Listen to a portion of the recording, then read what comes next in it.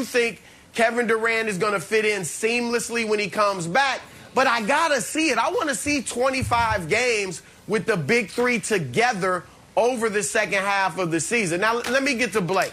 This was the greatest move for Blake Griffin. If he had gone to a Miami, a Portland, a team that expected him to come in and actually do something, like make a difference, it would have been a disappointment because he's not that guy anymore. But in Brooklyn, would have been similar in L.A., but in Brooklyn, your three stars are drawing so much attention.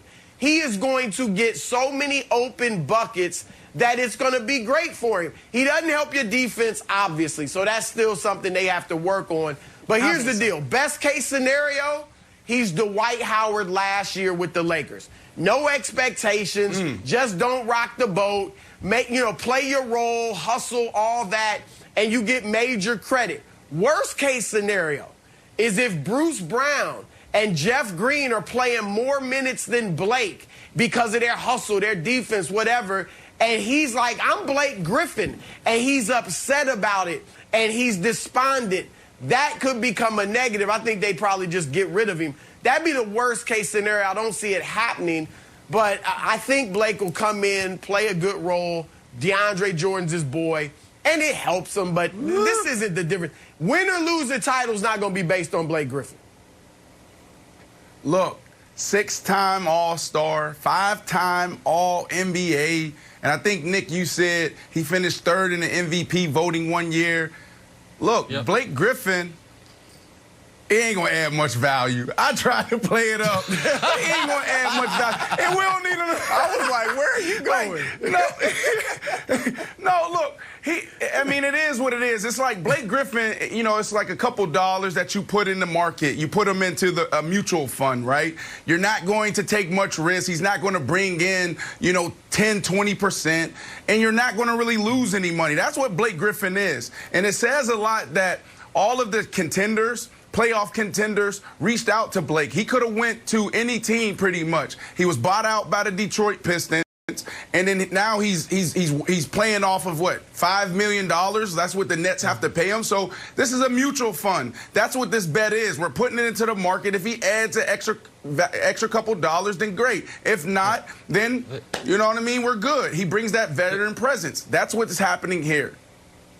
The most notable thing for Brandon's beloved Nets is that Blake Griffin clearly thinks they're the best chance to win the title because he could have gone anywhere, I think, and he said, no, Brooklyn's where I want to go. And Wilds and Broussard are going to get annoyed with me because they hate nothing more than when I present them with cold, inarguable facts. But this is just another instance and another example of what happens to the NBA in response to LeBron James winning a title. So let me take you down a quick little path here, if you will. So in 2007, LeBron didn't win a title, but he carried that terrible Cavs team to the finals. And what did the NBA do? Big three in Boston. Assemble. We got to do something because this guy's going to take over the league. And it worked. They won a title. And then LeBron won his first title in Miami. And what happened? Steve Nash, Dwight Howard, Kobe Bryant. Get together. We got to do something. They're never going to be. Now, that one didn't work, but that is what happened. Remember, it was at the cover of Sports Illustrated. Then LeBron won a title in 2016, and what happened? Kevin Durant and Steph Curry got together. Draymond's crying on the phone. They're like, guys, boys, do we ever want to win again? We better get together. And then LeBron James won a title last year, knocking James Harden out of the playoffs while Kevin Durant was watching from injury. And what happened?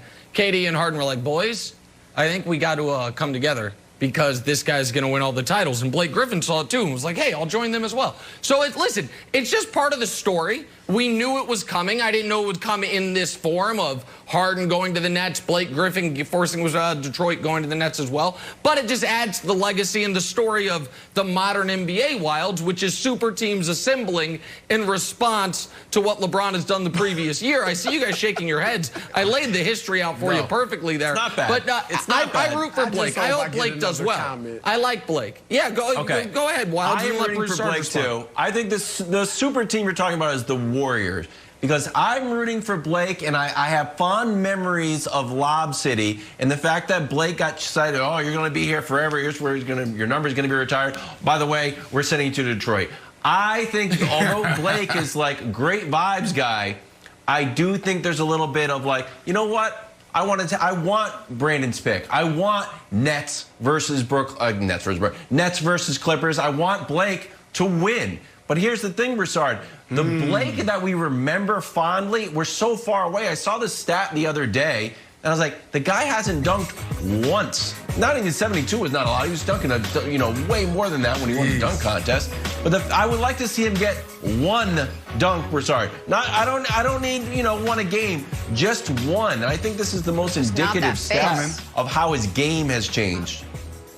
I'm going to add something to that, Wilds. He's the only player in the NBA who's 6'7" or taller with 150 shot attempts or more who hasn't had a dunk. The only player. Wow. Think about that. Blake Griffin, one of the greatest game dunkers ever. Let me get back to Nick. And look, I love LeBron almost as much as you, Nick, but I remain objective. And you left something out of your little narrative. That LeBron went to Miami with the ultimate super team. What are you talking about? He didn't just win it in Miami. He won it with Dwayne Wade and Chris Bosh. Then Kevin Love and Kyrie Irving were a super team as well. They had missed the playoffs. It just wasn't the best super team. That was a super team, though. Kevin Love was putting up Moses Malone numbers in Minnesota. I mean, come on. LeBron went to two teams that have been out of the playoffs. And LeBron is a super team. I'm just saying you act like LeBron has been winning it by himself. No super team. No, I didn't say that. I'm just saying how the league reacts. And I'm just saying. Blake's headed to Brooklyn to be determined if they get any better as a result. Shift back to football now. Is a Deshaun for Kyler trade an actual possibility? Guys are weighing in next. First things first. Nice try.